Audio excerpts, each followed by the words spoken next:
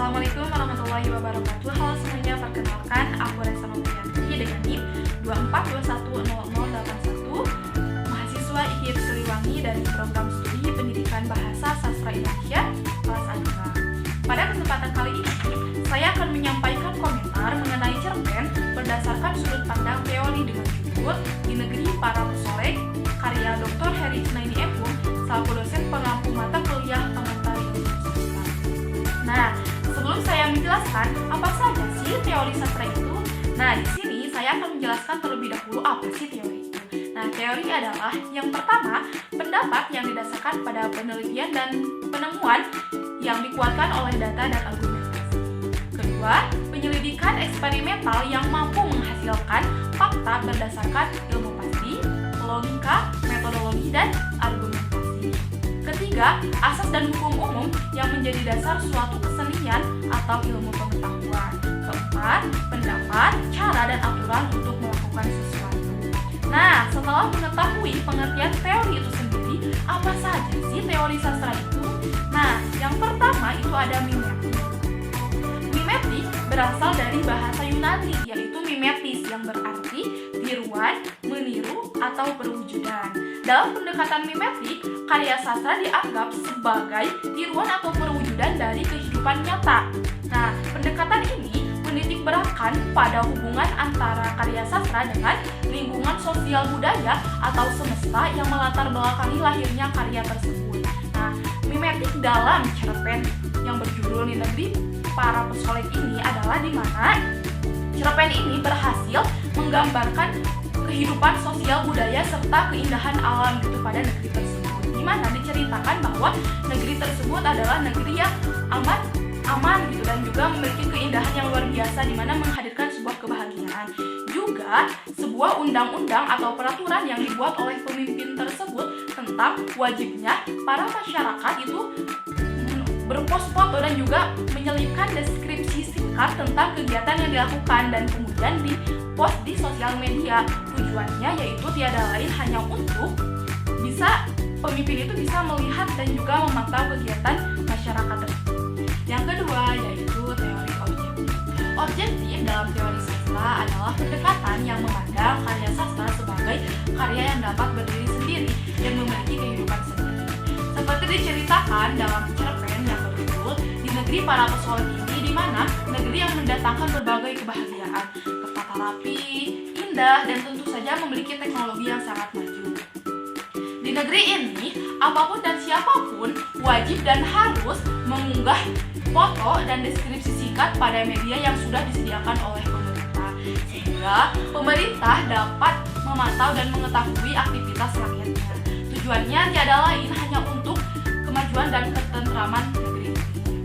Pernah suatu pagi, Udin akan mengantarkan anaknya ke sekolah. Tak lupa ia mendokumentasikan kegiatan penting tersebut untuk dilaporkan kepada pemerintah dengan caption, "Pagi ini adalah pertama kali anakku sekolah." Kemudian Bu Ito, seorang pedagang sayur di pasar yang sedang menjajakan bayam, kangkung, dan wortel, tidak lupa untuk mengunggah foto gitu untuk dilaporkan kepada pemerintah. Bahkan imam masjid besar pun harus mengunggah foto gitu sebelum melaksanakan ibadah kepada Tuhan dengan catatan semoga sholat zuhur kali ini diterima di sisi Allah Subhanahu wa Ta'ala. Pernah suatu hari Pak Johan lupa mengunggah fotonya ketika anaknya sedang wisuda. Bahkan keesokan harinya Pak Johan ini dipanggil oleh Densus 99 karena dianggap makar dan melanggar hukum dan undang-undang pemerintahan yang sah. Nah, dengan penuh rasa ketakutan karena Pak Johan mendengar cerita dari rakyat sekitar bahwa siapa saja yang melanggar peraturan tersebut maka akan dikenakan sanksi dan hal tersebut akan berimbas kepada keluarganya. Sehingga yang Pak Johan pikirkan itu adalah keselamatan anaknya. Singkat cerita, Pak Johan ini dijemput oleh Densus 99 untuk menghadap pemimpin di istana. Nah, setelah Pak Johan ini menghadap pemimpin tersebut, maka pemimpin tersebut memulai ujarannya dengan menanyakan apakah Pak Johan sudah berkeluarga, apakah Pak Johan sudah memiliki anak, berapa tahun kah usia anak Pak Johan. Nah, dengan suara yang gemetar Pak Johan menjawab, "Wahai Tuhan yang mulia, aku sudah berkeluarga dan mempunyai satu anak dan sekarang sudah berusia 7 tahun. tahun dan besok mulai pertama kali sekolahnya. Sambil tersenyum manis, pemimpin tersebut sambil berujar, "Nah, itulah alasan mengapa Pak Johan dipanggil ke istana. Besok jangan lupa di depan sekolah anakmu, Pak Johan dan anakmu harus mengunggah foto pada media yang sudah disediakan oleh pemerintah. Kalau tidak, berarti Anda sudah melawan pemerintahan dan itu sangat membahayakan Anda dan keluarga Anda."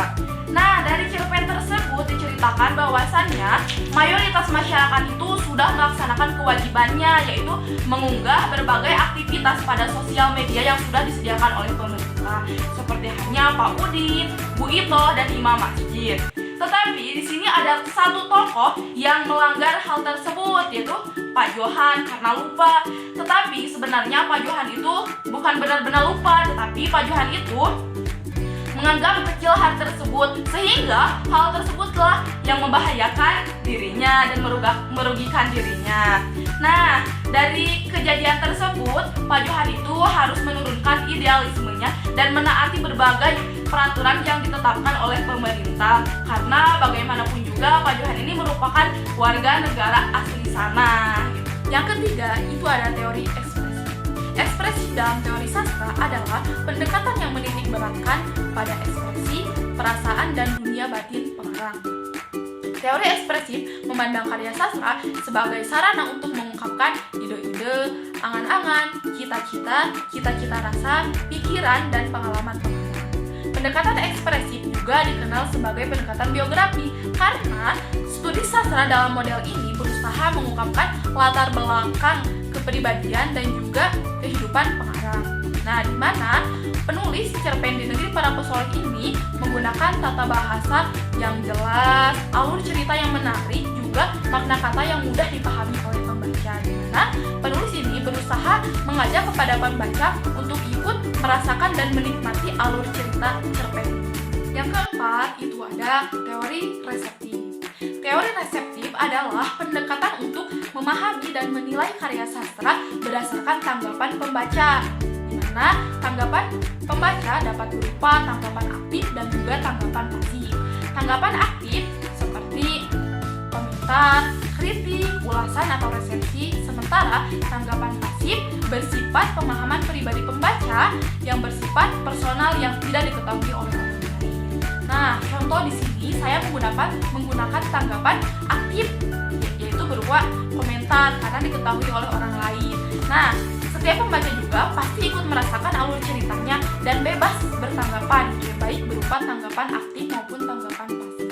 Komentar saya mengenai cerpen di Negeri Para Pesolek ini, nah di mana cerpen ini menggunakan tata bahasa yang jelas dan kata yang mudah dipahami, bahkan bisa dibaca sekali duduk gitu, dan ini tidak membuat bosan gitu para pembaca karena alur ceritanya yang menarik, sehingga ini membuat pembaca itu penasaran gitu bagaimana sih gitu ini cerita kedepannya gitu. Dan juga cerpen ini memiliki nilai pembelajaran gitu yang dapat kita ambil gitu ya ke dalam kehidupan sehari-hari, dimana ketika ada sebuah undang-undang atau peraturan yang dibuat oleh pemerintah, maka kita harus senantiasa menaatinya gitu ya, tidak boleh melanggar karena peraturan tersebut itu akan menyelamatkan kita dan juga menjaga ketertiban negara gitu.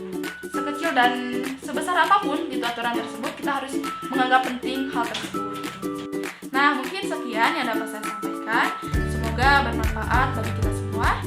Assalamualaikum warahmatullahi wabarakatuh.